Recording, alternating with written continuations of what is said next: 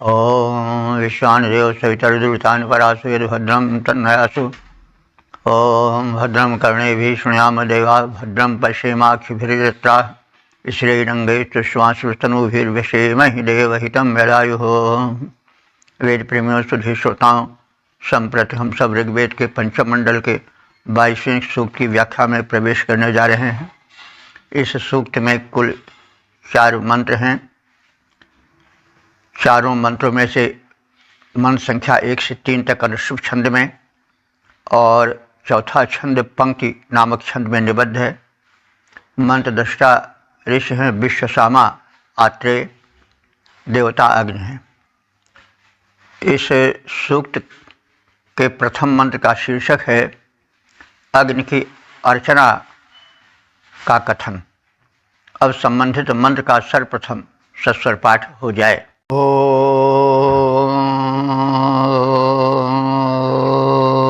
प्रविश्वसामन्दत्रिपदर्चापावकशोऽतिषेत् यो अध्वरेष्वेद्यो होता मन्द्रतमोऽभिषेत्। इस प्रथम मंत्र में विश्वसामा आत्रेय ऋषि स्वयं को संबोधित कर कहते हैं कि विश्व सामन, हे विश्व सामा नाम के ऋषि, वे अग्नि यह अध्वरेषु ईड्यः, जो कि अध्वर में यानी हिंसा रहित यज्ञों में, ईड्यः माने स्तुत्य हैं, प्रार्थित हैं, पूज्य हैं, और जो होता कहते हैं देवों को बुलाकर लाने वाले, जो दिव्य शक्तियों को जनहित में, यजमान के हित में बुलाकर लाने वाले हैं, तथा विषि मंद्रतमः, विषि कहते हैं प्रजा को, विषि है वो तो प्रजाओं में, मंद्रतमः माने आनंद को बिखेरने वाले हैं। ऐसे पावक, पावक माने पवित्र करने वाला, तो पावक पवित्र करने वाले को कहते हैं, लेकिन अग्नि पवित्र करते हैं इसलिए उनको पावक कहा जाता है। तो ऐसे अग्नि को जो कि पावक हैं, पवित्र बना देने वाले हैं। शोच से माने जो दीप्त युक्त हैं, तेज युक्त हैं, और जो अत्रिवत, अत्रिवत माने उनके पूर्व पुरुष अत्र के समान, अर्चा माने सम्मान देने योग्य हैं, उनकी अर्चना करो। तो अत्र एक ऋषि थे, लेकिन प्रत्येक शब्द का एक अर्थ होता है, और प्राचीन काल में ऐसे नहीं कि नाम फतेह सिंह पोतढ़ाई आना, नाम शेर बहादुर और चूहा भी खड़क जाए तो भय से काँप उठें। पहले नाम रखा जाता था तो गुण के आधार पर रखा जाता था। तो अत्रि का अगर शब्दार्थ कहा जाए तो अ माने नहीं, त्रि माने 3 यानी त्रैताप, दैहिक दैविक भौतिक ताप, जो संकट होते हैं वो जिसके पास न हो वह अत्रि है। तो अत्रि एक ऋषि थे, और यह जो मंडल है 5वां, यह आत्रेय मंडल कहा जाता है। अत्रि ऋषि और उनके वंशजों द्वारा यह पूरे मंडल के मंत्र देखे गए हैं, और जो उनको परमात्मा से प्रेषित भाव मिला, संदेश मिला, उसको उन्होंने ही छंदबद्ध किया, छंदोबद्ध किया है भिन्न भिन्न छंदों में। तो इसलिए वो अपने पूर्व पुरुष अत्रि का स्मरण करते हुए कह रहे हैं कि हे पवित्र करने वाले अंग देव, तुम हमें अत्रिवत, हमारे पूर्व पुरुष वंशज अत्रि की भांति समर्थ करो, और उन्हीं के समान हमें महान बना दो। तो हे विश्वसामा ऋषि, तुम पवित्र दीप्त युक्त अग्निदेव की अत्रि ऋषि के समान अर्चना करो। जैसे वे दिव्य भाव से, पूज्य भाव से, भक्ति भाव से लग करके अग्निदेव की अर्चना करते थे, उपासना करते थे, वैसे तुम भी करो। हे अग्निदेव, हे मनुष्यों, ये अग्निदेव यज्ञों में अस्तुत्य हैं और देवों को, दिव्य शक्तियों को यज्ञ भूमि पर मानव हित में बुला कर लाने वाले हैं तथा प्रजाओं को अत्यंत आनंद देने वाले हैं। तो अग्नि ही यदि तमाम रूपों में मनुष्य के सहायक बनते हैं तो वो हर तरह सुरक्षित रहते हैं। अग्नि यज्ञ वेदी में प्रज्वलित होकर के रोग शोक के कीटाणुओं को नष्ट करते हैं। वे पर्यावरण शोधन करते हैं और जल वृक्ष में भी उनका सहयोग है। साथ साथ शरीर में वे जठराग्नि बनकर, ताप बनकर शरीर की रक्षा करते हैं। तो इसलिए अग्निदेव जो हैं वो परम उपास्य हैं। हमारे जो पूर्व पुरुष अत्र थे, उन्होंने जिस लगन से अग्निदेव की उपासना की है, हे विश्व सामार्य, तुम भी उसी लगन से इन दीप्त युक्त अग्निदेव की उपासना करो, क्योंकि ये अग्निदेव देवों को बुलाकर लाने वाले हैं, मानवों के हित करने वाले हैं, अस्तुति के योग्य हैं और सब प्रकार से सुख और आनंद के प्रदान करने वाले हैं।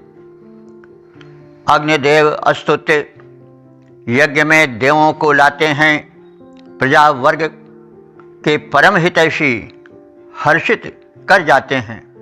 अग्निदेव की करो अर्चना अत्र महर्षि समान, हे आत्रेय विश्व सामा, ऋषि तुम हो परम सुजान। ओम वेद प्रेमियों, सुधीर श्रोताओं, संप्रति हम सब ऋग्वेद के पंचम मंडल के 22वें सूक्त के दूसरे मंत्र की व्याख्या में प्रवेश करने जा रहे हैं।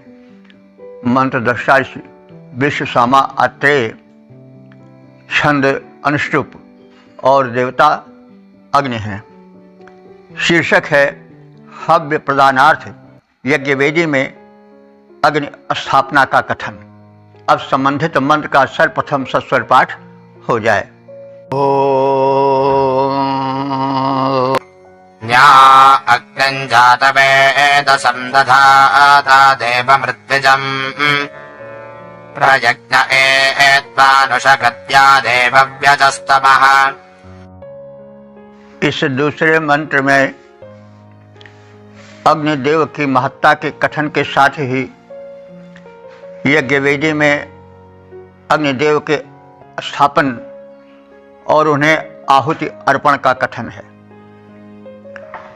जात वेदसम देवम ऋतुजम अग्निम निदधात, हे यज्ञकर्ताओं, हे यजमानो, जात वेदसम अग्नि का विशेषण है कि वे अग्निदेव जो कि जात वेदस कहे जाते हैं, अर्थात जितने प्राणी जन्म लेने वाले हैं, रहने वाले हैं भूमंडल पर, उन सब के विषय में उन्हें पूरा ज्ञान है, इसलिए उनको जात वेदस कहा जाता है। तो जात वेदस जो है अग्नि का पर्यायवाची है, लेकिन जात वेदस उनको इसलिए कहा जाता है कि वो संसार के समस्त पदार्थों की स्थिति और स्वरूप को जानने वाले हैं।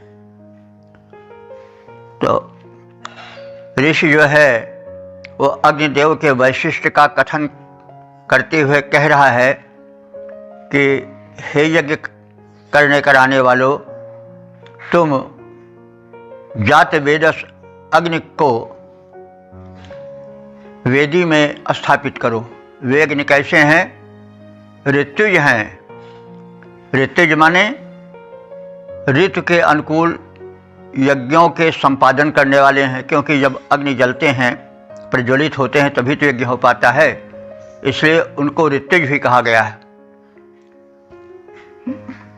ऋग्वेद के प्रथम मंत्र में ही कहा गया है कि इत ऋतुजम, वो अग्नि की प्रार्थना की गई है तो उनको उसमें भी ऋतुज कहा गया है। ओम अग्निमीजे पुरोहितम होतारम रत्नात्मम, तो ऋतुज तो अग्नि के माध्यम से यज्ञ होता है और ऋतु के अनुसार होता है, इसलिए उनको ऋतुज कहा गया है।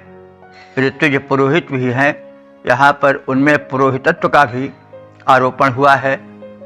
तो अग्नि के अनेक रूप हैं, उसमें उनका एक रूप ऋतुज भी है। तो हे यजमानों, हे पुरोहितों, तुम जात वेद सम्माने सर्वज्ञ जात वेद नाम के अग्निदेव, जो कि यज्ञ में ऋतुज का भी काम करते हैं, ऋतु के अनुसार यज्ञ होने में सहायक होते हैं। और जो अग्नि है, अग्नि माने हित में आगे रहने वाले हैं, उनको निदधात माने यज्ञ वेदी में स्थापित करो। तो अद्य देवव्य चस्त प्रज्ञा आनुषक, अद्य माने आज, देवव्य माने देवों के प्रिय, ये अग्नि का विशेषण है। और प्रयज्ञ यज्ञ के विशिष्ट साधक, और आनुषक माने हव्य को देवों तक पहुंचाने वाले अग्निदेव को प्रज्वलित करके उन्हें हव्य प्रदान करो। तो हे यजमानों, हे याजकों, तुमसे अनुरोध है कि तुम सर्वज्ञ अग्निदेव के दिव्य यज्ञ कर्ता अग्निदेव को यज्ञ वेदी में स्थापित करो, जिससे देवों को प्रीतिकर और यज्ञ के साधन रूप हव्य पदार्थ हम अग्निदेव को प्रदान कर सकें और वे अग्निदेव उसे हव्य रूप में प्रदत्त यज्ञान्न को देवों तक पहुंचा सकें। ये तो हम सब जानते ही हैं कि जो अग्निदेव हैं देवताओं के मुख हैं, भक्षण करते हैं वे अग्नि को, भक्षण करते हैं अग्निदेव अन्न को, लेकिन वे उसे अपने लिए ही नहीं खाते हैं, अपने लिए ही नहीं उसका भक्षण करते हैं, वरन समग्र देवमंडल के भक्षण करते हैं। और इसलिए वे महान हैं, भक्षण करते हैं लेकिन सबको दे देते हैं। इसी आधार पर तुलसीदास जी ने रामचरितमानस में लिखा है कि मुखिया मुखसों चाहिए खान पान को एक, पाले पोषे अंग सब तुलसी सहित विवेक। तो वह गुण अग्नि में है। जैसे है मुखिया कैसा होना चाहिए, मुख की तरह होना चाहिए। तो मुख खाता है, चबाता है, लेकिन अपने लिए खाता चबाता नहीं, संपूर्ण शरीर के लिए खाता चबाता है।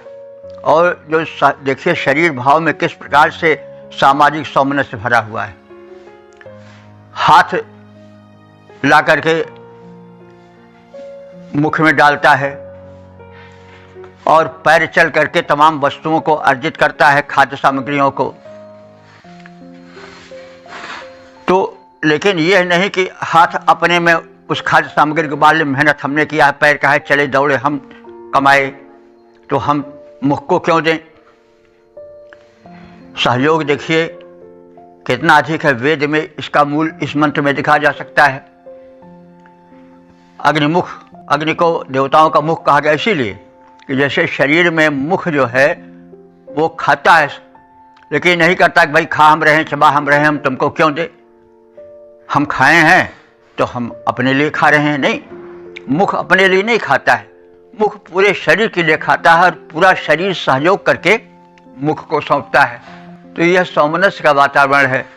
इसी वातावरण से अगर परिवार संचालित हो जाए और समाज और राष्ट्र संचालित हो जाए, तब दुख कहाँ, दारिद्र्य कहाँ, तब तो सुख ही सुख है। लेकिन हम भूल जाते हैं वैदिक ऋषि के संदेश को, भूल जाते हैं अपने महापुरुषों के द्वारा दिए गए संदेश को, केवल उसमें बुराई बुराई देखते हैं। किस प्रसंग में क्या कहा गया है इसको ध्यान में न रख कर बस ये चीज़, तो यह हमारी कमी है। इसी को छिद्रान्वेषण कहते हैं। सही बात में बस छिद्र ढूंढना और फिर उसको विनष्ट करना, लोगों को भ्रमित करना, तो यह दुर्गुण है। इसीलिए समाज में अशांति है। समाज में जैसी उन्नति होनी चाहिए, जैसा सुख होना चाहिए, वैसा नहीं है। तो हमारे ऋषि, हमारे महापुरुष, कवि संदेश देते हैं। तो ऋषि ने भी ये संदेश दिया है, वेद संदेश देते हैं कि अग्नि जो हैं वे देवताओं के मुख हैं, लेकिन वे अपने लिए नहीं आहुति ग्रहण करते हैं और खाते चबाते जलाते हैं, बल्कि वे देव शक्तियों तक पहुंचाते हैं। इसीलिए उनको मुख कहा गया है देवताओं का। और उसी रूप में तुलसीदास जी ने, जैसा हमने कहा है कि जो है वो अग्नि यानी जो मुखिया होना चाहिए वो मुख की तरह होना चाहिए, और जो सहायक होने चाहिए हाथ पैर, आज जैसे हाथ पैर सहायता करते हैं उसी प्रकार से परिवार के या समाज के अन्य वर्गों को सहयोग से काम करना चाहिए।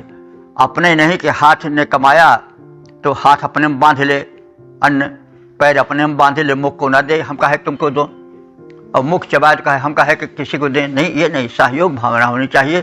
तो वेद मंत्र में सहयोग भावना का संदेश है। हमारे ऋषियों महर्षियों ने, हमारे महाकवियों ने, संतों ने यह संदेश दिया है। इसीलिए धर्म अपने शुद्ध रूप में बड़ा कल्याणकर है। धर्मेण हीना पशुभी समाना कहा गया, इसीलिए कि जिसके पास धर्म नहीं वो जानवर है। तो धर्म का मतलब यही हुआ कर्तव्य, जहाँ पर कि समर्पण हो, जहाँ की समान वितरण हो, जहाँ के स्वार्थ का त्याग हो, वही धर्म है।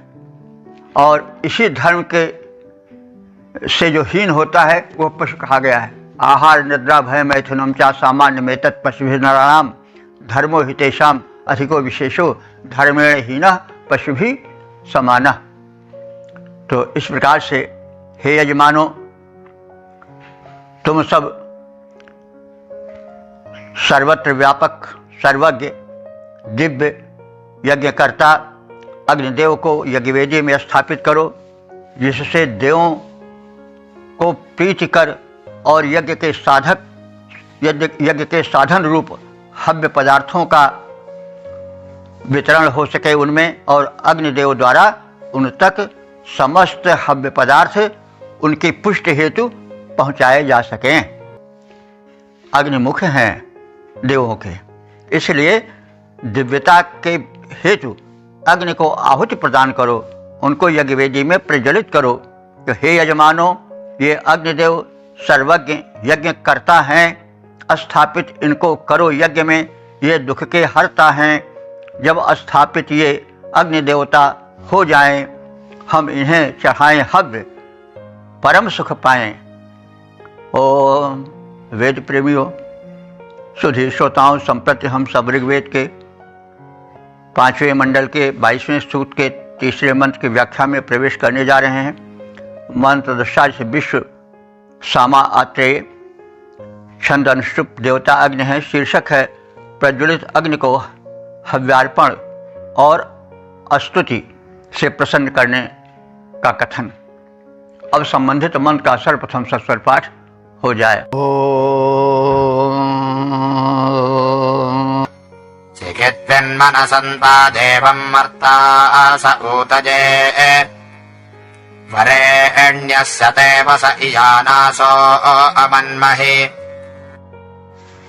इस तीसरे मंत्र में अग्निदेव की महत्ता और तदनुसार उनको प्रसन्न करने के लिए उपयुक्त आहुति प्रदान करने और उनकी स्तुति करने का संदेश है।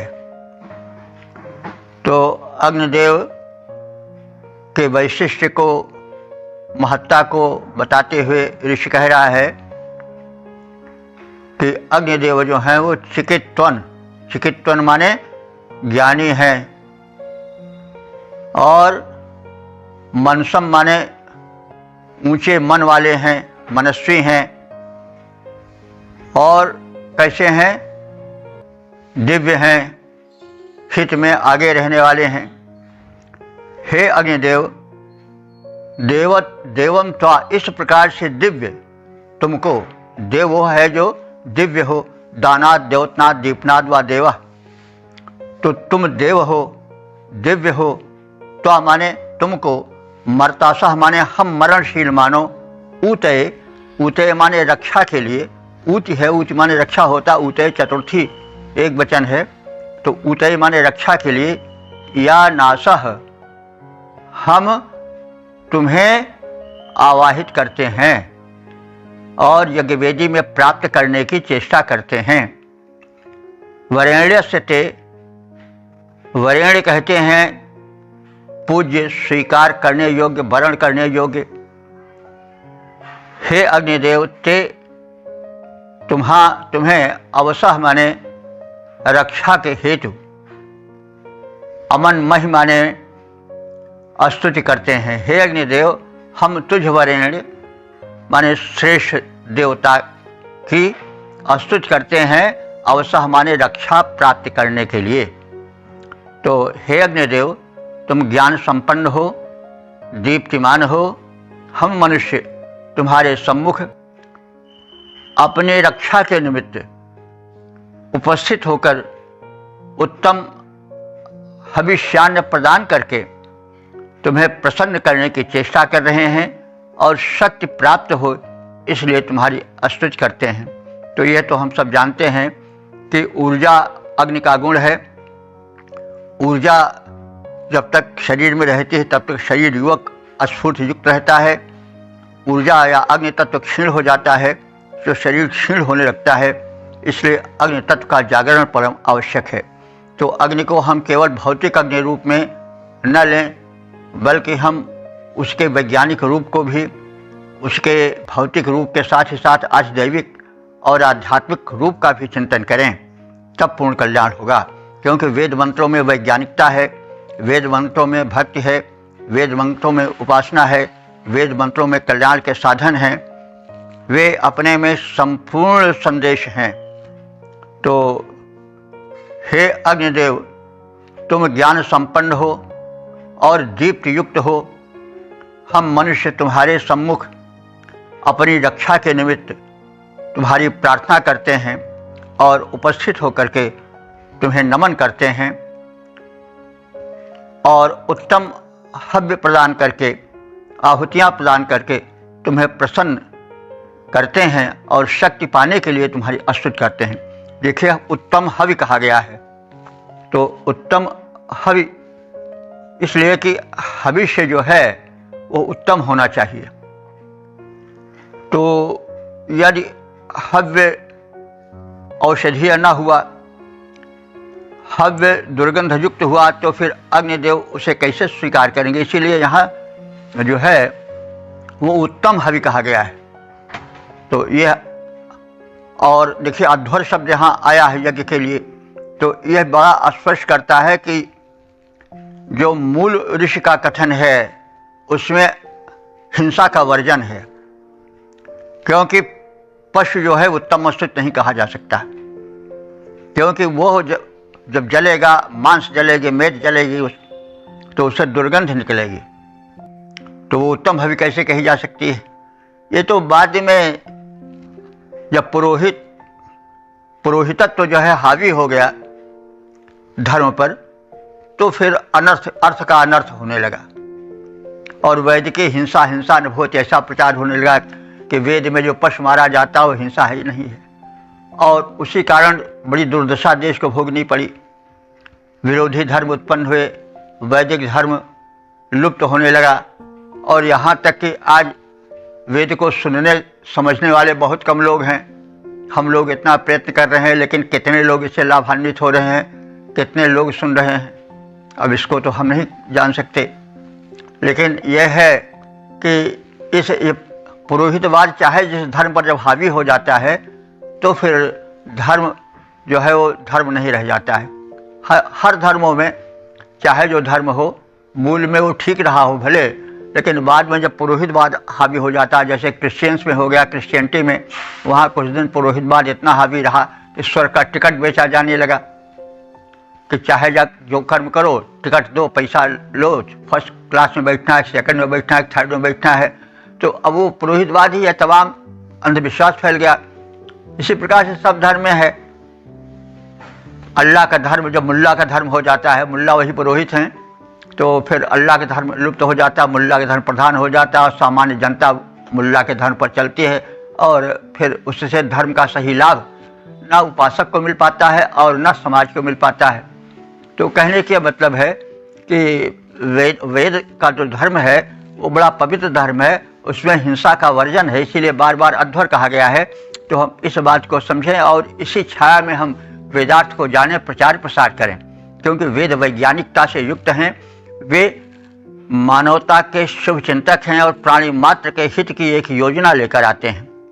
तो हे अग्निदेव, तुम ज्ञान संपन्न और दीप्तिमान हो। हम मनुष्य तुम्हारे सम्मुख अपनी रक्षा के निमित्त उपस्थित होते हैं और उत्तम हवियों से तुम्हें प्रसन्न कर शक्ति पाने के लिए स्तुति करते हैं, क्योंकि शक्ति के स्रोत अग्नि हैं। और देखिए, हमारी जठराग्नि है, उसको हम उत्तम हवि देंगे तभी तो शक्ति आवेगी, ऊर्जा आवेगी, तभी तो लाभ मिलेगा। हम अपने जठराग्नि में जो अग्नि व्याप्त हैं उनको न जाने क्या क्या गलत सलत जो पाते हैं वो जिह्वा के वशीभूत होकर के डाल लेते हैं, तो वो हवि उत्तम हवि नहीं है, तो उससे अग्निदेव प्रसन्न नहीं होंगे। इसलिए ऋषि कह देता है कि हवि चाहे जहाँ अग्नि को देनी हो, चाहे यज्ञ में देनी हो, चाहे हृदय में जो जठराग्नि है, हृदय की मतलब उदर की बेदी में जो जल रहे हैं उनको आहुति देनी हो, तो उत्तम होनी चाहिए, तभी अग्निदेव प्रसन्न होंगे। तो हे अग्निदेव, तुम ज्ञानी हो, उत्कृष्ट दीप्ति हो धारे, रक्षा पाने हेतु देव हम आते पास तुम्हारे। अत्युत्तम हव्य समर्पित कर हम तुम्हें प्रसन्न बनाते, पाने हेतु शक्ति संरक्षण स्तुति तुम्हें सुनाते। ओम वेद प्रेमियों, सुधी श्रोताओं, संप्रति हम सब ऋग्वेद के पंचम मंडल के 22वें सूक्त के चौथे मंत्र की व्याख्या में प्रवेश करने जा रहे हैं। मंत्र दृष्टादि से विश्व सामात्रे, छंद, पंक्ति और देवता अग्नि है। शीर्षक है अग्नि देव का स्तवन। अब संबंधित मंत्र का सर्वप्रथम सस्वर पाठ हो जाए।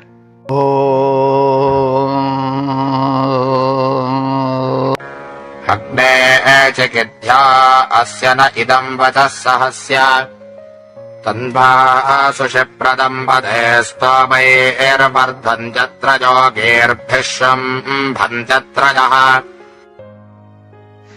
इस चौथे मंत्र में ऋषि विश्वसामा अग्निदेव की स्तुति करते हैं और इस भाव से करते हैं कि हम त्रैताप से मुक्ति चाहते हैं और हम जो हैं वे काम क्रोध लोभ से विवर्जित वाणी से स्तुति करते हैं, यानी शुद्ध हृदय से स्तुति करते हैं। तो इस संदर्भ में ऋषि कह रहे हैं कि सहस्य अग्ने, सह माने होता है बल, तो हे बलदायक अग्निदेव, क्योंकि अग्नि ऊर्जा के स्वरूप हैं इसलिए वे बलदायक हैं और उनको सहसह पुत्रा भी कहा जाता है। सह माने बल होता है, बल का पुत्र इसलिए कहा जाता है कि अरण्य मंथन होता था तो आज की तरह तत्काल माचिस की भांति अग्निदेव नहीं प्रकट होते थे, बल्कि एक काष्ठ एक होता था अरण्य, उसका मंथन होता था, तो उस मंथन में शक्ति लगानी पड़ती थी और शक्ति के पश्चात वे उत्पन्न होते थे। तो इसलिए ऋषियों ने उनको शक्ति का पुत्र कह दिया।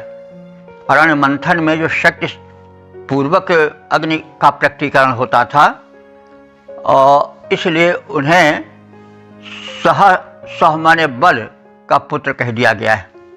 तो हे सहस्य अग्नि, हे बल के पुत्र अग्निदेव, अस्य नः इदं वचः चिकिद्धि,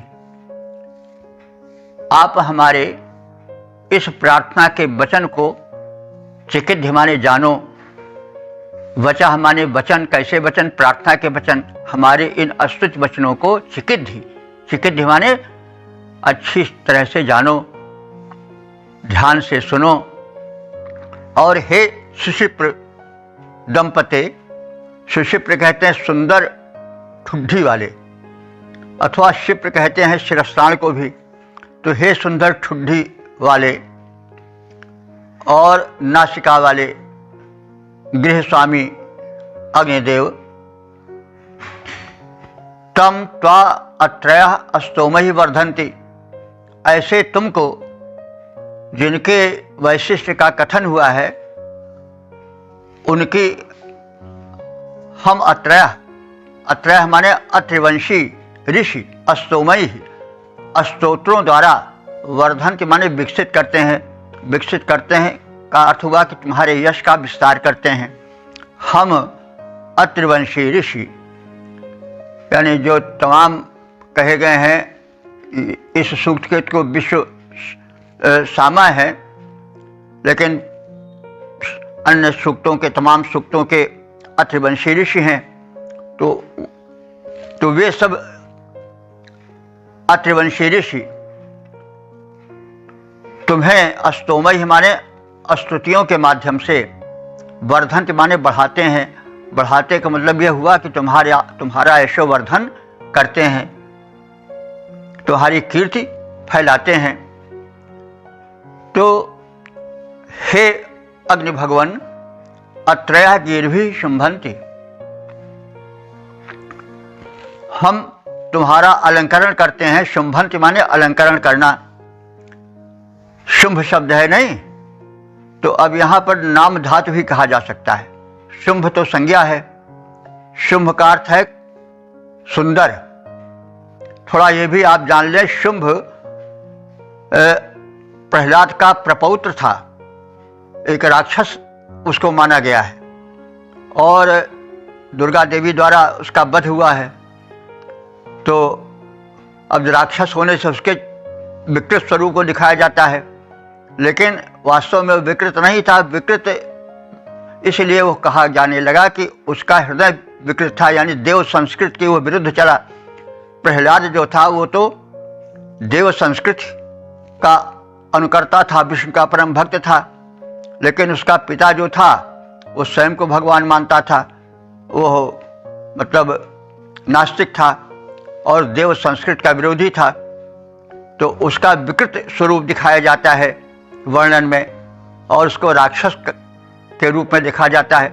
यद्यपि कोई ऐसी बात नहीं है, हो सकता है कि वो प्रहलाद जिसका स्वरूप बड़ा सुंदर दिखाया जाता है उसे खूबसूरत रहा हो। शुंभ का नाम है कि जो खूबसूरत हो, लेकिन शरीर की रचना को उसके कर्म के आधार पर दिखाया जाता है। जब व्यक्ति दुष्कर्मी होता है तो उसका रूप विकृत हो जाता है, और सत्कर्मी होता है तो उसका रूप दिव्य हो जाता है। अब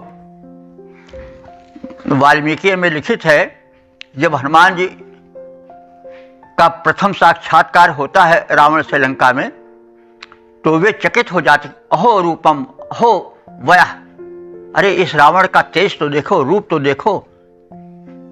तो अहो रूपम अहो वयः, तो कहने का मतलब हो सकता है कि रावण काफी सुंदर रहा हो, क्योंकि ऋषि परंपरा में हुआ ही था, आर्य ही रक्त उसका आर्य था। लेकिन उसने आज संस्कृत छोड़ करके रस संस्कृत अपना लिया, राक्षस संस्कृत अपना लिया और यज्ञ विरोधी हो गया। हालांकि वो भी तपस्या करता था, लेकिन वो आज संस्कृत से कुछ विपरीत चला, इसलिए उसका विकृत रूप दिखाया जाता है, दस्त्र दिखाया जाता है। क्या मतलब, वो शरीर का विकृत करना ही हुआ। तो कहने का मतलब है कि यहाँ शुंभ शब्द जो है वो उस अर्थ में ना लिया जाए जिस अर्थ में शुंभ राक्षस को लिया जाता था। यहाँ शुंभ शब्द जो है वो शोभन के अर्थ में आया है। तो अत्रयः गीर्भिः शुंभन्ति, हम ऋषि। अब यहाँ अत्रयः जो है वो ऋषि विशेष के लिए नहीं आया है, बहुवचन है तो, और गीर्भी का विशेषण है। गीर्भ कहते हैं अस्तुज वचन को, और गीर्भी माने अस्तुज वचनों द्वारा। तो अस्तुज वचनों का विशेषण है क्या? अत्रय। वे अस्तुज वचन जो कि अत्रय हैं। अत्रय का मतलब हुआ जिसमें 3 दुर्गुण नहीं है, काम, क्रोध और लोभ का, यानी स्वच्छ हृदय से शुद्ध भाव से कर रहे हैं। अथवा जिस अस्तुज वचन में जो ये दैहिक, दैविक, भौतिक ताप होते हैं, नष्ट होते हैं, इस तरह से हम इस शब्द का भी अर्थ ले सकते हैं। तो यहाँ अत्रय जो है गीर्भी का विशेषण बनकर आया है। तो अत्रय गीर्भी शुंभन्ति। हम ऐसे स्तुति मंत्रों द्वारा आपकी शोभा बढ़ाते हैं, आपका यशोवर्धन करते हैं, जो अत्रय न त्रय इति अत्रय, जहाँ पर 3 ना हो वो अत्र है। तो 3 यहाँ पर क्या है? काम, क्रोध, लोभ की भावना हो सकती है। तात 3 प्रबल खल काम, क्रोध, लोभ, मूल विज्ञान धाम मन करे निमिषमा क्षोभ। तुलसीदास या तात 3 अति प्रबल खल काम, क्रोध और लोभ। ये मुनि विज्ञान धाम मन करे निमिषमा क्षोभ। ये बड़े बड़े जो ज्ञानी विज्ञानी ऋषि महर्षि हैं, उनके मन को भी क्षण भर में विचलित कर देते हैं, क्षुब्ध कर देते हैं। तो ये ऐसे अत्रय यानी ऐसे 3 और अवमानना, जहाँ 3 न हो, ऐसे स्तुति मंत्रों द्वारा, जहाँ काम, क्रोध, लोभ का स्पर्श न हो, ऐसे वाणी द्वारा, स्तुति वचनों द्वारा हम शुंभन्ति, आपको शोभित करते हैं, आपका यशोवर्धन करते हैं। तो 3 दोषों, काम, क्रोध और लोभ अथवा त्रिताप के हारी इस स्तुति वचन से तुम्हारी स्तुति करते हैं और तुम्हें अलंकृत करते हैं, सुशोभित करते हैं। शुंभन्ति। तो अत्रय, इसे अवत्र चाहें तो हम अत्र के खानदान वाले भी कर सकते हैं। शुंभन्ति, अत्रय शुंभन्ति। और गीर्भी से भी जोड़कर कह सकते हैं। तो हे बल के पुत्र अग्निदेव, तुम हमारे इन उत्तम वचनों को सुनो और समझो, उस पर चिंतन मनन करो। हे सुंदर हनु माने ठुड्डी और नासिका वाले गृहपालक, गृह के रक्षक अग्निदेवता, अत्रि वंशज ऋषि तुम्हारा यशोवर्धन करते हैं, उत्तम स्तोत्रों से तुम्हारी स्तुति करते हैं और उत्तम वाणी से समलंकृत होकर, वह वाणी जो 3 दोषों से रहित है अथवा 3 प्रकार के विकारों को मिटाने वाली है, उस वाणी द्वारा, उस स्तुति मंत्र द्वारा हम तुम्हारी स्तुति करते हैं। उत्तम हनु को और नासिका को हो देव सुधारे, मतलब तुम अच्छी तरह से धारण किए हो, यानी तुम्हारी जो हनु है और नासिका है वो बड़ी उत्तम है। उत्तम हनु को और नासिका को हो देव सुधारे, हे बल के सुत अग्नि सुनो तुम उत्तम वचन हमारे। अत्रि कुलोद्भव ऋषि यशवर्धन करते देव तुम्हारा, करती है समलंकृत तुमको, करती है समलंकृत तुमको उत्तम स्तुति धारा। तो यहाँ पर जैसा है अत्रय शब्द जो है उसका अर्थ इस प्रकार से हम जान सकते हैं कि दैहिक, दैविक और भौतिक इन 3 तापों को रहित करने वाली वाणी, अर्थात ऐसी स्तुति जैसे 3 ताप नष्ट हो सकते हैं, अथवा अत्रय माने 3 प्रकार के जो प्रबल खल हैं, काम, क्रोध, लोभ, उनको नष्ट करने वाली वाणी से हम हे अग्निदेव तुम्हारी स्तुति शुद्ध और निश्चल हृदय से करते हैं।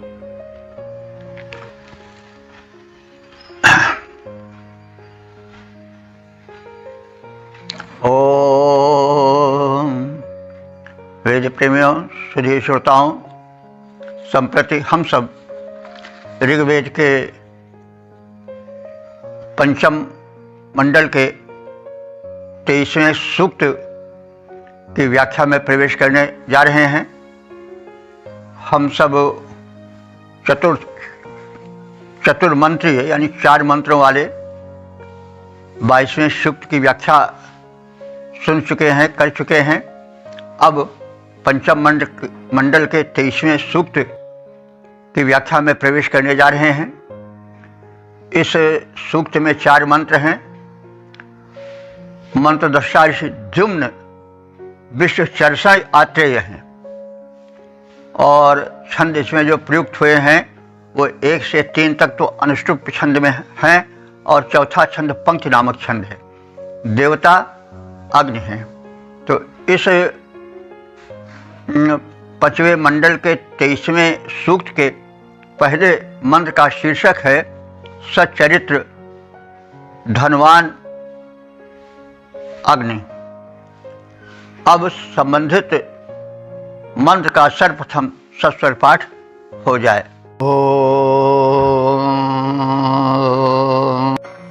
अग्ने सहन्तमाभरद्युम्नस्य प्रासः रजिम् विश्वाजश्चर्षडेरभ्या आसावाजेषु सासहत।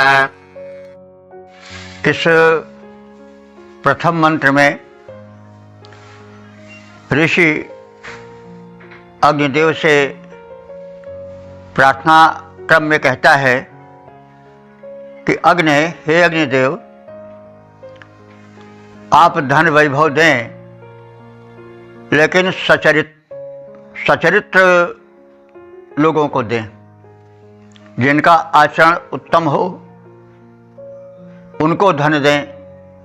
लुच्चों, लफंगों, बाहुबलियों, दुराचारियों को धन न दें, क्योंकि उससे समाज में नकारात्मक विचार फैलता है।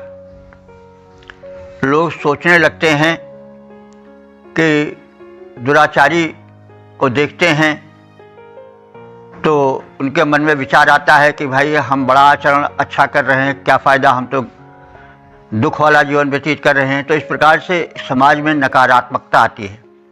इसलिए आवश्यक है कि जब सज्जन व्यक्ति संपन्न हो, धनी हो, सुखी हो, तो उससे समाज में एक सकारात्मक भावना फैलती है और दूसरे लोग अच्छे आचरण वाले बनने की चेष्टा करते हैं।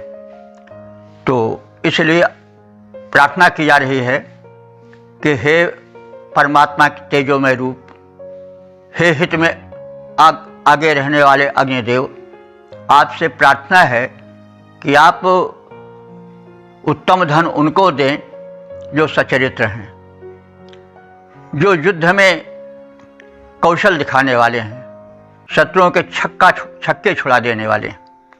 यानी चाहे युद्ध का मैदान हो, चाहे सांसारिक संघर्ष का मैदान हो, जो प्रतिद्वंदियों को पीछे कर दें उनको आप दो। जो नकल करके या तीन तिकड़म करके कोई सफलता पाते हैं उनको धन न दो। तो यहाँ पर युद्ध शब्द आया है, तो युद्ध से अर्थ यह हो सकता है कि रण में, वहाँ भी आवश्यक है रण में कौशल दिखावें, शत्रुओं के छक्के छुड़ा दें। और जीवन युद्ध में यहाँ कंपटीशन है, जगह जगह होड़ है, तो उस होड़ में भी हम लोगों को पिछाड़ दें, शक्तिशाली बने। और बल कहाँ से पावें? हे अग्नि देवता तुमसे पावें, प्रेरणा तुमसे पावें। तो यही भाव व्यक्त किया जा रहा है इस मंत्र में कि अग्नि, हे अग्निदेव, हे हित में अग्रगण्य रहने वाले, हे परमात्मा के तेजो में रूप अग्निदेव, यह आशा, यह माने जो पुरुष, आशा माने मुख द्वारा, ये आस शब्द है। आस से ऐसा हम सब जानते हैं, संस्कृत, लौकिक संस्कृत में भी प्रयुक्त होता है। आस से मुख को कहते हैं। और तृतीया ये शब्द है आशा, तृतीया एक वचन। तो आशा माने मुख द्वारा, ये दंती सा है। अगर तालवी सा होता तो आशा हो जाता, तो अर्थ दूसरा हो जाता। आशा माने दिशा या आशाएं होती हैं, जो कि प्रचलित शब्द हैं। लेकिन यहाँ आशा है, दंती सा है, इसलिए यह है कि मुख द्वारा। तो यह उपासकः आशा यानी स्वमुखेन तव अस्त्रोत्रम कथयन तुम्हारे स्तोत्रों का उच्चारण करता हुआ, तुम्हारी प्रार्थना करता हुआ, बाजेषु, बाजेषु माने युद्धेषु, विश्वाह चर्षणी अभिशासहत, संपूर्ण प्रतिद्वंदियों को, शत्रुओं को, अभिशासहत माने परास्त कर देता है, उनके छक्के छुड़ा देता है, अभिभूत कर देता है। द्युम्नस्य प्रासहा सहंतम रयिम आभर, उस द्युम्नस्य माने उस तेजस्वी तपस्वी पुरुष को हे अग्निदेव, आप जो हैं सहंतम रयिम आभर, उसको तेजस्वी उत्कृष्ट धन, रय माने धन, आभर माने भरपूर दो। तो हे अग्निदेव, जो उपासक उत्तम स्तोत्रों का मुख द्वारा उच्चारण करते हैं, पाठ करते हैं, तुम्हारी भक्ति करते हैं, उपासना करते हैं और युद्धों में संपूर्ण शत्रुओं के छक्के छुड़ा देते हैं, हर प्रतियोगिता में आगे रहते हैं, जीवन युद्ध में कहीं परास्त नहीं होते हैं, उन तेजस्वी जनों के लिए हे भगवान, आप उत्कृष्ट बल से भरपूर श्रेष्ठ रत्न धन प्रदान करो। उनको न वो धन दो जो कि गिरे हुए आचरण वाले हैं। तो हे अग्निदेव, जो उत्तम स्तोत्रों को तुम्हें सुनाते हैं, हे अग्निदेव, जो उत्तम स्तोत्रों को तुम्हें सुनाते हैं, रण में परास्त करते रिप को रण कौशल विपुल दिखाते हैं, ऐसे तेजस्वी भक्तों का हे अग्निदेव रखो ध्यान, हे अग्नि देवता रखो ध्यान, अरिसंहारक उत्तम वैभव कृपया उनको कर दो प्रदान। ओम वेद प्रेमियों, सुधी श्रोताओं, संप्रति हम सब ऋग्वेद के 5वें मंडल के 23वें सूक्त के दूसरे मंत्र की व्याख्या में प्रवेश करने जा रहे हैं। मंत्र दृष्टा ऋषि हैं द्युम्न विश्व चर्षण आत्रेय, छंद है अनुष्टुप तथा देवता है अग्नि, शीर्षक है धन वैभव और विजय हेतु अग्निदेव की प्रार्थना। अब संबंधित मंत्र का सर्वप्रथम सस्वर पाठ हो जाए।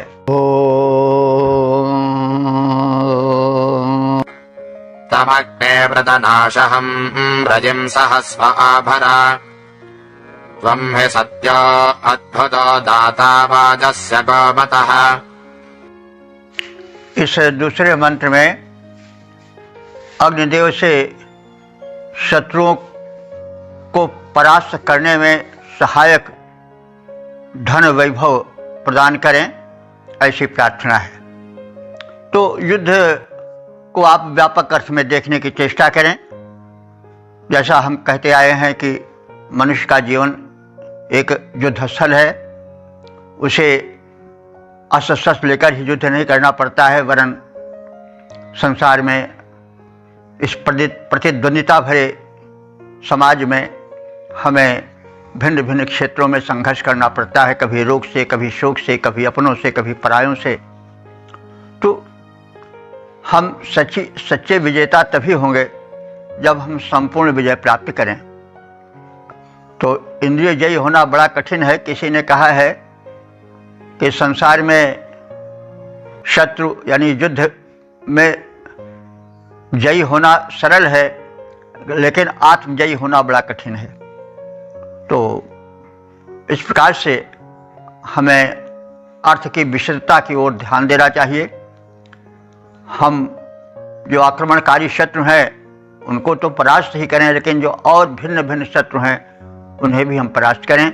और युद्ध में विजय के लिए किसी भी प्रकार की विजय हो, चाहे कंपटीशन हो, चाहे कोई प्रतिद्वंदिता हो, शक्ति की आवश्यकता होती है। और शक्ति के स्रोत जो हैं वो अग्निदेव हैं। जैसा बार बार कहा जाता रहा है कि अग्नि ही से शक्ति आती है, ऊर्जा आती है, प्रकाश आता है। तो जो शक्तिमान है उसी से शक्ति मांगी जाती है। जिसके पास शक्ति होती है, जो वस्तु होती है वो उसी से मांगी जाती है। तो अग्नि शक्ति के मूल स्रोत हैं, इसलिए अग्निदेव से शक्ति मांगी जा रही है। वे परमात्मा के तेजों में स्वरूप हैं और साथ ही साथ शक्ति के मूल स्रोत हैं। तो हे अग्नि देवता, सहस्व, सह माने बल, तुम बलशाली हो, बलवान हो, तुम ही सत्य, तुम ही सत्य स्वरूप हो। अद्भुतः, तुम अद्भुत शक्ति ऊर्जा से संपन्न हो। गोमतः, तुम गोमतः माने गायों से युक्त, गोधन से युक्त, बाजस से और अन्न से युक्त धन वैभव के दाता हो, प्रदाता हो। पृतना साहम रईम आभर, पृतना कहते हैं सेना को। तो सेना यानी शत्रु सेना के सामने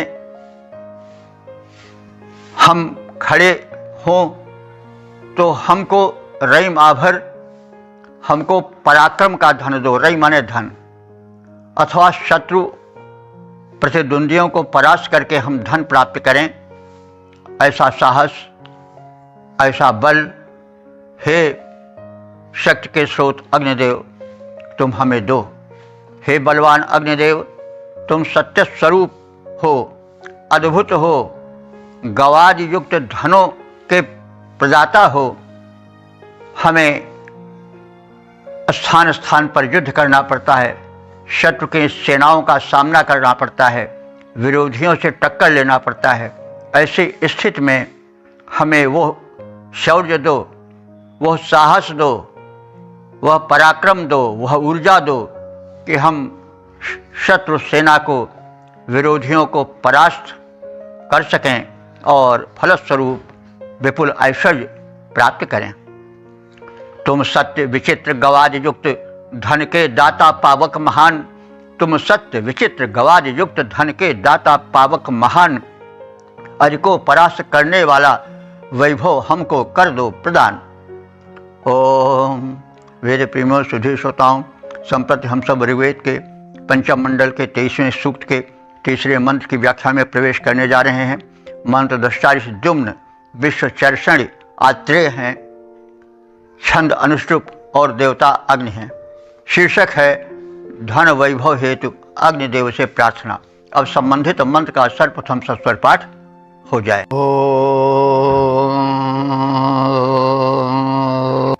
सहिष्मा विश्वचर्षणिरभिमा तिसहो दधे अग्न एष क्षजेश्वारे वह्नः शुक्रदेदिः जुमत्पावकदेदिः। इस तीसरे मंत्र में अग्निदेव से शक्ति और संपत्ति की याचना है, क्योंकि यदि शक्ति ना रही, यदि संपत्ति ना रही तो जीवन निरीह हो जाता है। तो इस संदर्भ में ऋषि कह रहा है कि वे ऋत्विगण, वे यजमान जो कि सजोषा माने उत्साह युक्त हैं और समान प्रीति रखने वाले हैं, और जो वृत्त बर्हिषा, जो यज्ञस्थल पर आसन बिछाते हैं देवों के लिए, अतिथियों के लिए, यज्ञ में उपस्थित जनों के लिए, तो ऐसे विश्व जनासा, ऐसे सभी जो यजमान और ऋत्विगण हैं, ही सद्मसु, उनके घरों में आप धन वैभव भरें और होतारम प्रियम त्वा,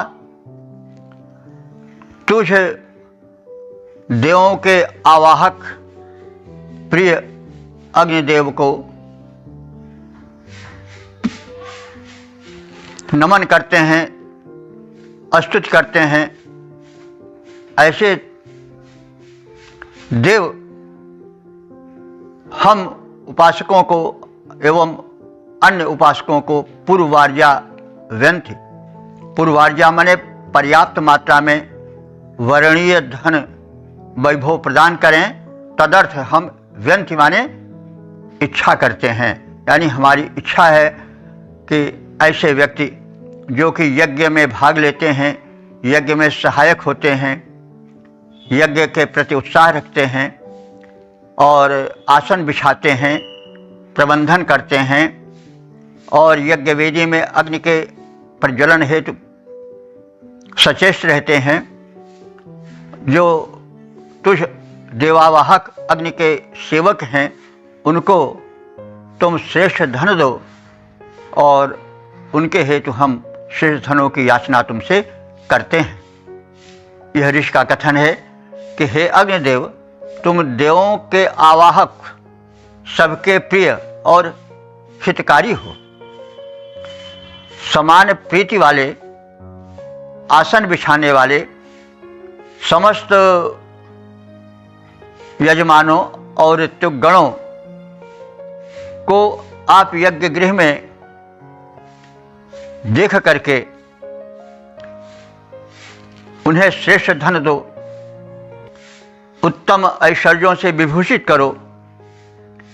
हम एतदर्थ तुमसे याचना करते हैं।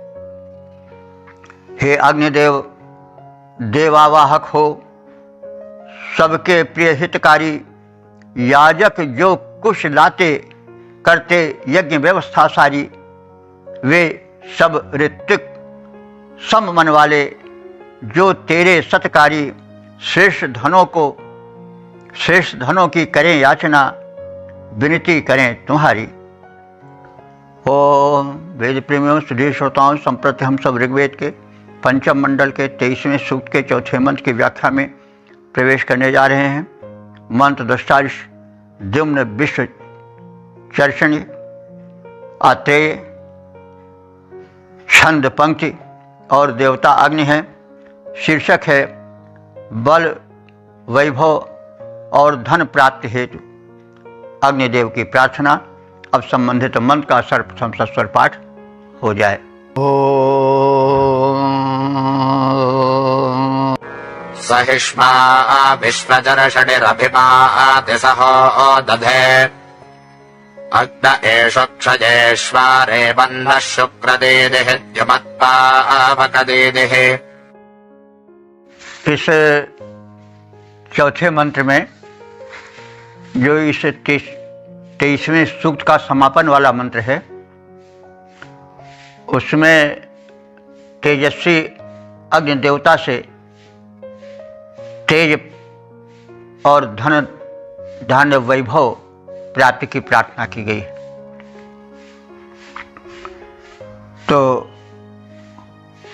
कहा जा रहा है ऋषि के द्वारा कि सह अग्नि ही, वह अग्निदेव जिनकी चर्चा और प्रार्थना हम सब करते आ रहे हैं, वे विश्व चर्षणी, वे सभी कर्मों के दृष्टा हैं। यानी कोई उनसे छिप करके गुप्त रीत से पाप करके अपने को बचा नहीं सकता है, और अगर कोई व्यक्ति पुण्य करता है तो भी उसको जान जाते हैं। इसलिए वे विश्व चर्षण है, संपूर्ण प्राणियों के संपूर्ण कर्मों को देखने वाले हैं, सर्वकर्म दृष्टा हैं। हे अग्निदेव, हमें अभी माति सह दधे, हमें सह माने बल, ऐसा बल दो जो कि अभिमाति माने शत्रुओं का संहार कर डाले। अब शत्रु को आप व्यापक रूप में देखें, भीतर के शत्रु, बाहर के शत्रु, रण क्षेत्र में शस्त्र अस्त्र से सामना करने वाले शत्रु जो हैं, यावत शत्रु मंडल है, सबका सामना करने की और सबका संहार करने की शक्ति हमको प्रदान करते रहो। शुक्र अग्नि, हे अग्निदेव, तुम शुक्र हो। शुक्र माने तेजस्वी। शुक्र अग्नि, हे अग्निदेव तुम शुक्र हो यानी तेजस्वी हो। शुक्र शब्द जो है वो तेजस्वी के अर्थ में आता है।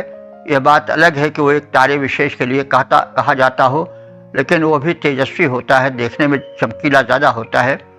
तो बहरहाल शुक्र जो है वो अग्नि का विशेषण बनकर आया है कि हे अग्निदेव तुम तेजस्वी हो। नः क्षयेषु रेवत आदीदि, नः माने हमारे, क्षयेषु माने घरों में, रेवत माने धन समृद्धि को, आदीदि माने भरपूर मात्रा में प्रदान करो। क्षय माने घर होता है, ये शब्द हम कई बार प्रयोग कर चुके हैं। आज तो क्षय घर के अर्थ में नहीं प्रयुक्त होता है। क्षय शब्द से लोग ज़्यादा प्रसन्न नहीं होते सुन करके। किसी कह दिया जाए तुम्हारे कई क्षय हो जाएं तो वो बिगड़ जाएगा। लेकिन उस युग में यानी प्रारंभिक वेद मंत्रों में क्षय जो है वो छाया देने वाले अर्थ में यानी आश्रय देने वाले अर्थ में घर के लिए प्रयुक्त हुआ है। तो नः क्षयेषु, हमारे यानी हम आराधकों के, उपासकों के घरों में, रेवत कहते हैं समृद्धि को, धन ऐश्वर्य को, आदीदि माने विधिवत प्रदान करो। पावक, हे पवित्र बना देने वाले शोधक अग्निदेव। द्विमत दीदी, तुम तेजस्वी हो और हम में तेज प्रदान करो और सर्वत्र हमारे जीवन में प्रकाश भरो। अग्नि सर्व कर्म दृष्टा हैं। हे अग्नि तुम सर्व कर्म दृष्टा हो, तुमसे कोई कर्म छिपा कर नहीं किया जा सकता है। ऐसे अग्निदेव हमें शत्रु संहारक बल प्रदान करें। हे तेजस्वी अग्निदेव हमारे घरों को धन वैभव से संपन्न कर दो। हे पापों का शोधन करने वाले, पापों को नाश करने वाले अग्निदेव तुम तेजस्वी हो, अपने तेज से हमें सर्वत्र तेजस्वी बनाओ और हमें प्रकाशित करो चारों ओर। तो हे दृष्टा पावक हमको रिपु संहारक बल करो प्रदान, धन संपन्न बना दो घर को। हे तेजस्वी देव महान, पापों के शोधक हो, पावक सर्व कर्म दृष्टा बलवान, अपने तेज प्रसारित कर दो, अपने तेज प्रसारित कर दो चारों ओर परम द्युतिमान। इस प्रकार से हमने इस सूक्त के समापन वाले मंत्र का संक्षेप में ज्ञान प्राप्त किया। अब हम अगले सूक्त की व्याख्या में प्रवेश करेंगे। यह सूक्त 5वें मंडल का 23वां सूक्त है। इसमें 4 मंत्रों का संग्रह है। सभी मंत्र द्विपदा विराट नाम के छंद में निबद्ध हैं। मंत्र दृष्टा ऋषि हैं बंधु सुबंधु, आत्रेय देवता है अग्नि। इस ऋग्वेद के 5म मंडल के 24वें सूक्त का पहला मंत्र जो है उसका शीर्षक है अग्नि हमारे निकट के रक्षक बने रहें। अब संबंधित मंत्र का सर्वप्रथम सस्वर पाठ हो जाए। अग्नेत्पन्नो अन्धम उतत्राता शिवो भवावरोध्याः। इस पहले मंत्र में अग्निदेव को अपना निकटस्थ रक्षक, सहायक और हितैषी मानकर प्रार्थना की जा रही है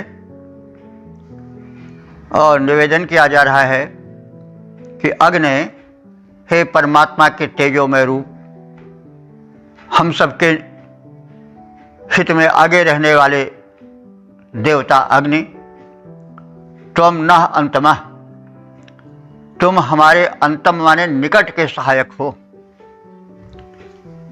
और इस स्थिति में बरूच्छा हमारी निकट से रक्षा करते रहो, और शिवः भव, प्रार्थित होकर के हमारे लिए शिव बन जाओ, यानी कल्याण कर बन जाओ, सुखकर बन जाओ। तो हे अग्निदेव, तुम हमारे निकट रहकर हमारे रक्षक हो, तुम स्तुति के योग्य हो, हमारे लिए कल्याणकारी बनकर सदैव हमारी रक्षा करते रहो। हम सब जानते हैं कि सबसे निकट के प्रत्यक्ष देवता अग्नि ही हैं, और देवताओं को तो हम तमाम ऐसे देवता हैं जिनके एक कल्पना करते हैं, उनको एक रूप देते हैं, लेकिन सबसे निकट के सहायक जो हैं अग्निदेव ही हैं। चाहे रात हो चाहे दिन हो, कोई भी समय हो, वो हमारे साथ रहते हैं, हमारे निकट से सहायता करते हैं, हमारे शरीर में वे ताप बनकर, जठराग्नि बनकर सदैव विद्यमान रहते हैं, एक क्षण के लिए भी हमारा साथ नहीं छोड़ते हैं, और दिन हो रात हो किसी न किसी रूप में वे हमारे निकट के सहायक बने रहते हैं। तो ऐसे अग्निदेव को नमन है।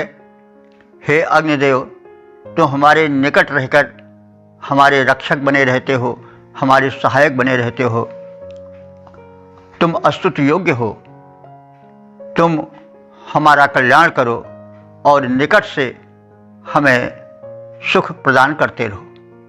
हे अग्निदेव, तुम निकट निवासी रक्षक भारी हो स्तुति के योग्य, अत्यधिक मंगलकारी हो। ओम वेद प्रेम सुधी श्रोताओं, संप्रति हम सब ऋग्वेद के 5वें मंडल के 24वें सूक्त के दूसरे मंत्र की व्याख्या में प्रवेश करने जा रहे हैं। मंत्र दृष्टा ऋषि बंधु सुबंधु आते हैं। छंद है द्विपदा विराट और देवता है अग्नि। शीर्षक है धन और संरक्षण प्राप्ति हेतु अग्निदेव से प्रार्थना। अब संबंधित मंत्र का सर्वप्रथम सस्वर पाठ हो जाए। वसुरग्निर्वसुश्रवा अच्छा नक्षत्रमत्तमं रजन्दाः। इस दूसरे मंत्र में अग्निदेव से संरक्षण और धन धान्य प्राप्ति की प्रार्थना की गई। तो प्रार्थना परम आवश्यक है।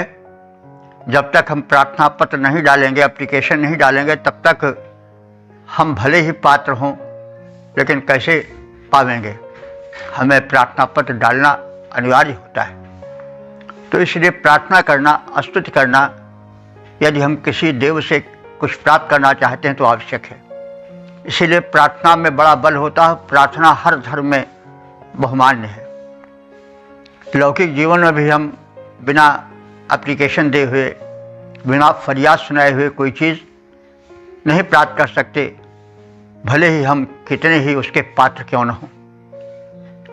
तो इसलिए प्रार्थना का महत्व है और पूरे जीवन को प्रार्थनामय बना देना चाहिए। तो अग्निदेव सबके संरक्षक हैं। उनसे प्रार्थना लगाई गई, प्रार्थना पत्र दिया गया है इस मंत्र में कि वे हमारी कामनाएं पूरी करें, हमें संरक्षण प्रदान करें। तो वसु, हे अग्नि, तुम वसु हो। वसु माने वास देने वाले, आश्रय देने वाले। हे अग्निदेव, तुम आश्रय प्रदायक हो। वसुश्रवाह और वसु, वसु माने ऐश्वर्य भी होता है, धन भी होता है, और श्रव माने अन्न होता है। तो हमको विपुल मात्रा में वसु यानी धन और श्रव माने धान्य, अन्न, हमें विपुल मात्रा में धन और अन्न यानी धन धान्य प्रदान करो। अच्छ नक्ष, हे देव तुम हमको अच्छ माने अच्छी तरह से, भली प्रकार से, नक्ष माने संरक्षण प्रदान करो। द्विमत्तमम रईम दाह, द्विमत्तमम माने जो द्वित युक्त हो यानी दीप्त हो, प्रकाशित हो, ऐसे रई माने धन को, दाह माने प्रदान करो। तो धन ऐसा हो जो कि प्रकाशित करने वाला हो। वह धन जो चुरा कर रखा जाता है वो प्रकाशित करने वाला धन नहीं हो सकता है। वो धन तो फिर कलंक लाने वाला धन होता है। छापा पड़ जाता है तो जिसके घर पड़ता है वही जानता होगा। तो कहा जा रहा है कि हमें ऐसा धन दो जिससे हम प्रकाशित हों, हमारा यश फैले। तो अब धन की भी विविध कोटियाँ हैं। हेल्थ इज वेल्थ, स्वास्थ्य सबसे बड़ा धन है। विद्या धन है, विद्या धनम सर्वधन प्रधानम। यहाँ तक कि संतोष को भी बहुत बड़ा धन कहा गया है। जो आवे संतोष धन, सब धन धूल समान। करके उपाय लाखों व्यापार धन कमा ले, होगा सुखी नहीं जब तक संतोष धन न होगा। लेकिन भाई संतोष की सही अर्थ समझो। संतोष का मतलब हुआ कि श्रम को त्याग देना और भगवान के सहारे बैठे रहना कि भगवान तो देवे करेंगे। यह जो है वह सही सोच नहीं है, यह संतोष नहीं है। अजगर करे न चाकरी, पंछी करे न काम, दास मलूका कह गए सबके दाता राम। तो ऐसे भी हो गए हैं लोग जो कि आलसियों के लिए बड़ा मूल मंत्र देते हैं। तो भाई किसी शब्द के सही अर्थ को समझने की आवश्यकता होती है। जब अर्थ का हम विकृत अर्थ समझते हैं तो फिर अनर्थ हो जाता है। तो संतोष भी धन है, लेकिन संतोष को सही अर्थ में समझना चाहिए। हम उद्यम करें और उद्यम करने के पश्चात जो मिल जाए उसमें संतुष्ट हो जाएं, क्योंकि इसे ही तो गीता में कहा गया है नहीं कि कर्मण्येवाधिकारस्ते मा फलेषु कदाचन। कर्म ही तुम्हारे हाथ में है, फल तुम्हारे हाथ में नहीं है।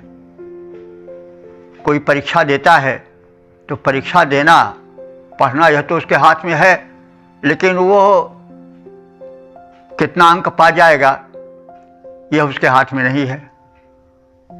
तो कर्म अपने हाथ में है, लेकिन फल अपने हाथ में नहीं है। लेकिन यह सोच करके कर्म करना नहीं छोड़ना चाहिए।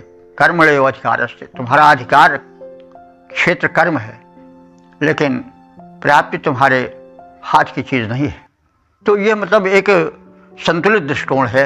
हम कर्म करें लेकिन फल की इच्छा करें, लेकिन ऐसी इच्छा न करें कि किसी कारण से अगर सही फल ना मिल सका तो आत्महत्या की नौबत आ जाए।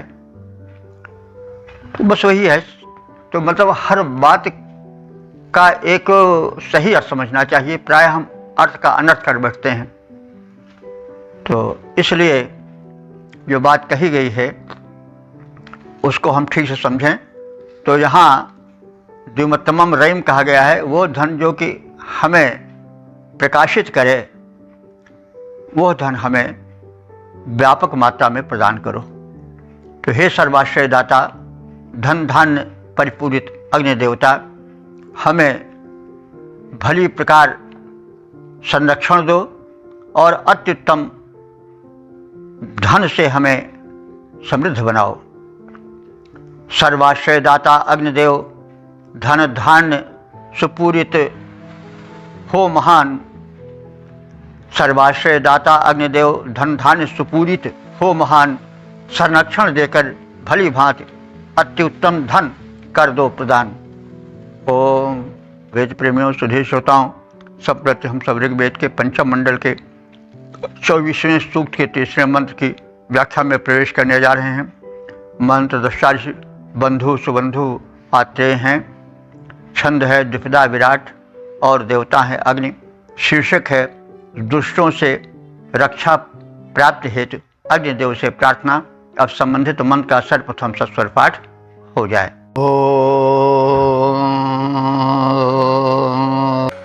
स नो बोधिश्रुधेहममनुष्याणो अघायतः समस्मात्। इस तीसरे मंत्र में पापाचारियों से रक्षण की प्रार्थना अग्निदेव से की गई है और कहा गया है कि वे सर्वज्ञ हैं, हमारी स्थिति को जानते हैं और हम जो कह रहे हैं और जो वो तो आप पूरा ही करें, साथ ही साथ जो नहीं कह पा रहे हैं उसे भी आप पूरा करें। सबसे बड़ा संकट हम सबके सामने यह है कि हमें विरोधी शक्तियां सता रही हैं, उनसे हमारी रक्षा करो। तो सह नह बोधि, सह माने वह तुम अग्नि देवता, नह बोधि हमको जानो। क्या मतलब हुआ कि हमारी जो दशा है बाहर की और भीतर की, उसको आप समझो, जानो। हम न कह पाए हो तो भी आप अंतर्यामी हो, आप उसे जानने की चेष्टा करो। हवम श्रुधि, और हमारे आह्वान को, हवम माने आह्वान, श्रुधि माने सुनो, और हम जो आपको पुकार रहे हैं हमारी उस पुकार को सुनो। समस्तात अघायतः न उरुष्य, समस्तात माने समस्त, यहाँ समस्मात आया है मंत्र में, लेकिन समस्मात का अर्थ हुआ कि समस्तात यानी सभी। अघायता माने पाप कर्म करने वाले दुष्टों से, पापियों से।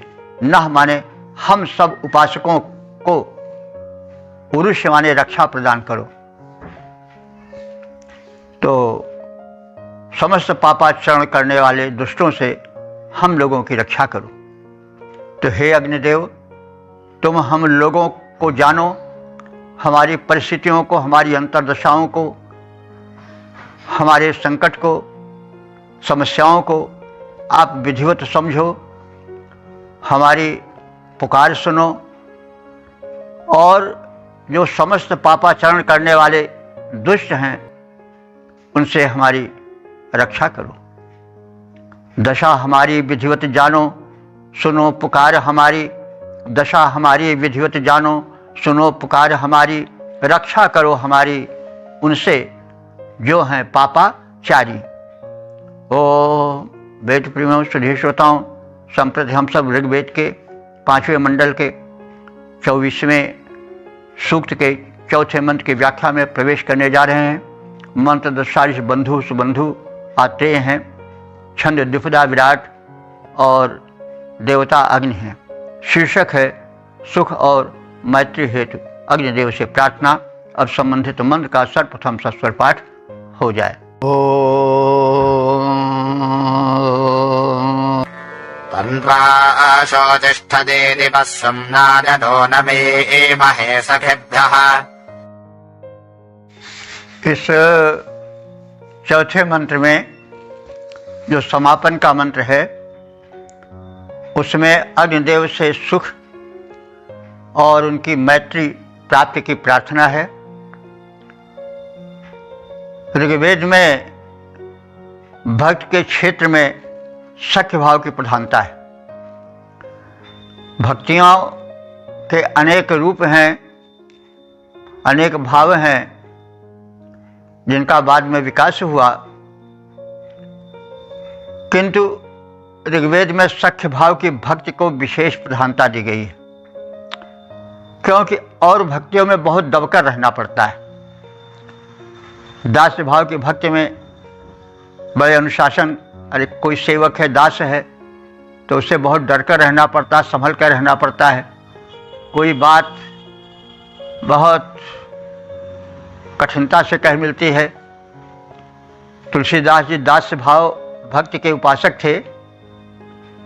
वे विनय पत्रिका ग्रंथ लिखे तो पहले तमाम देवों की प्रार्थना किए।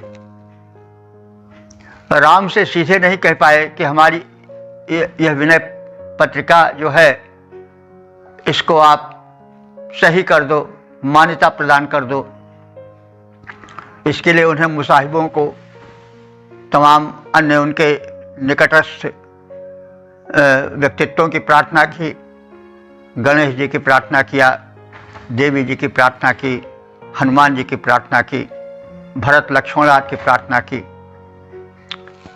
और अंत में स्वयं नहीं कह पाए तो जब सब देवताओं को उन्होंने साध लिया जो राम जी के निकट रहते थे, तब फिर मारुति मन रुचि लखी लखन की भरत हूँ बात कही है, नाथ कलिकाल हो प्रीति रीति एक किंकर कीन बही है, सुनत सभा लय उठी जाने प्रीति रही है, तो परी रघुनाथ हाथ सही है। भरत बड़े निकट थे राम जी के, तो सबकी ओर भरत जी देखे और सबने कहा हाँ हाँ जो कहना है वो कहो। तो भरत जी ने कहा कि हे भगवान, हे नाथ, हे स्वामी, इस कलिकाल में भी एक ऐसा भक्त आपका है जो कि आपसे सच्चा प्रेम रखता है। उसने एक विनय पत्रिका लिखी है, तो उसको आप सही कर दो कि हाँ जो बात कही गई है वो सही है। वह बेचारा साहस नहीं कह पा रहा आपसे सीधे कहने की। तो वही बात है, सुनत, भरत ने कहा निकट से, तो सुनत सकल सभा लय उठी। हाँ हाँ हाँ हाँ लय उठी माने इस बात को हाँ हाँ हाँ महाराज ठीक है बात कह रहे हैं भरत जी। तो अभी ये एक मतलब दास भाव की भक्ति का उदाहरण है कि विनय पत्रिका जब ग्रंथ तुलसीदास जी ने लिखा तो यह मान्यता प्राप्त कर सके, इसके पद जो है वो प्रभावशाली हो, तो इसमें हस्ताक्षर हो जाए राम जी का, उनकी अनुमति मिल जाए, इसके लिए वो स्वयं नहीं कह पाए, क्योंकि दास को कोई बात कहने में बड़ी सहमा रहना पड़ता है।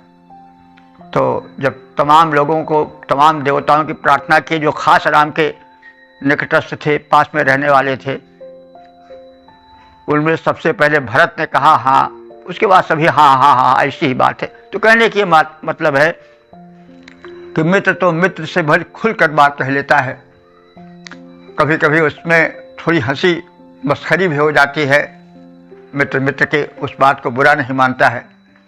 तो वेदों में देखा गया है कि सख्य भाव की भक्ति की प्रधानता है, ऋग्वेद में विशेष रूप से।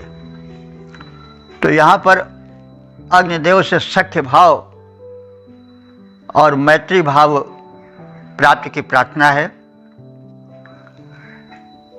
ऋषि कह रहा है कि शोचिष्ठ दी दिवा, हे अग्निदेव तुम शोचिष्ठ माने शोधन करने वाले हो, पवित्र करने वाले हो, और दी दिवा अपने ही तेज से दीप्तिमान हो, अन्न के तेज के पानी की आवश्यकता तुम्हें नहीं है।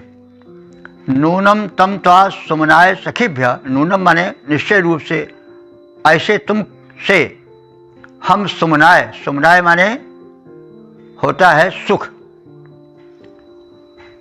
और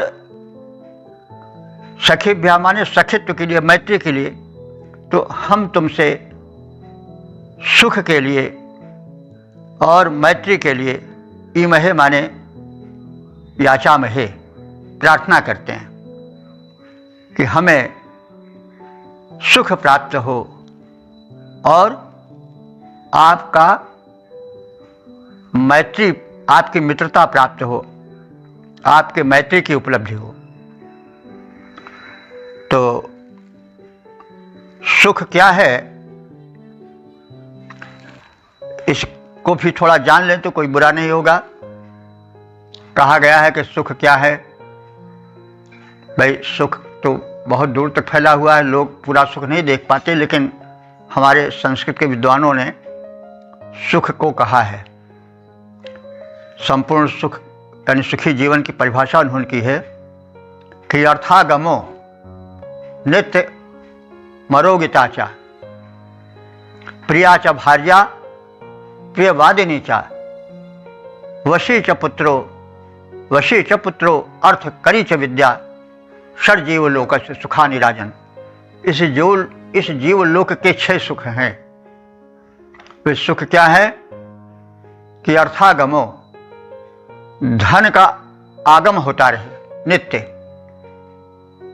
क्योंकि धन ही से तो सब कार्य सिद्ध होता है।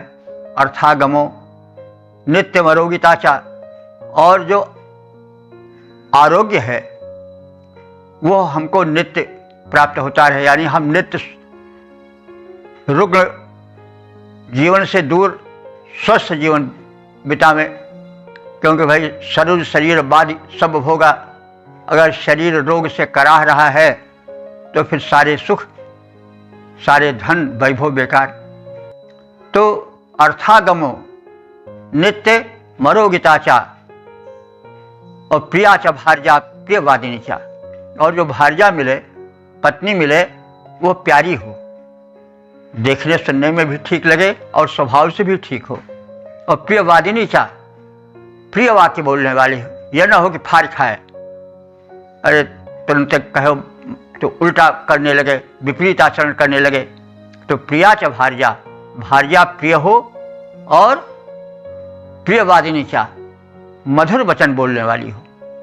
वशी च पुत्रो, जो पुत्र हो अपने वश में हो, कहने में हो, यह नहीं कि बाप कुछ कहे और बेटा कुछ करे, विपरीत करे, तो वो भी दुख का कारण हो जाता है। धन रहे, दौलत रहे, सब कुछ रहे, इससे भी ठीक रहे, लेकिन लड़का बिगड़ गया तो भी मामला खराब जाता है।